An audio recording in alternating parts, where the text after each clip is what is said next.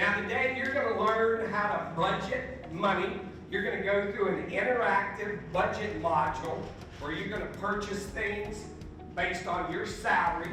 Well, the 2021 Leads Today was all about budgets and financial wellness, and then we had a motivational speaker that talked about positive energy and positive well-being and being positive with your words and choosing your words to make others around you feel special, and the motivation that that brings to other people. Is that your culture? And whether it is right now or whether it's not, you can start it immediately. You take the lead. That's why you're here.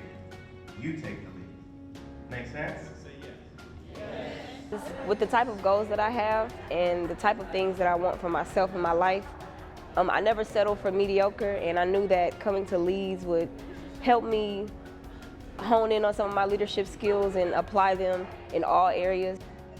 I learned more about stocks, investments, and bonds, which I didn't really know a lot about because I never paid attention to it, but we learned a lot about that, which was kind of important.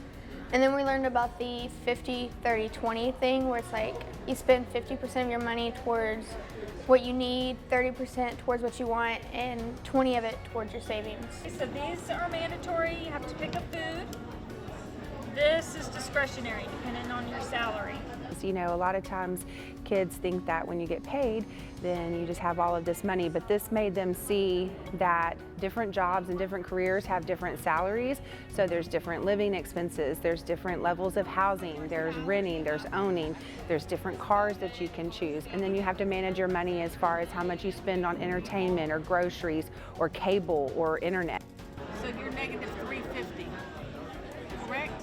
And I think the biggest thing that I've learned is every decision matters. Like, even just coming down to where you shop, you know, where you get your groceries from, the type of car you drive, the monthly subscriptions that you have, everything matters.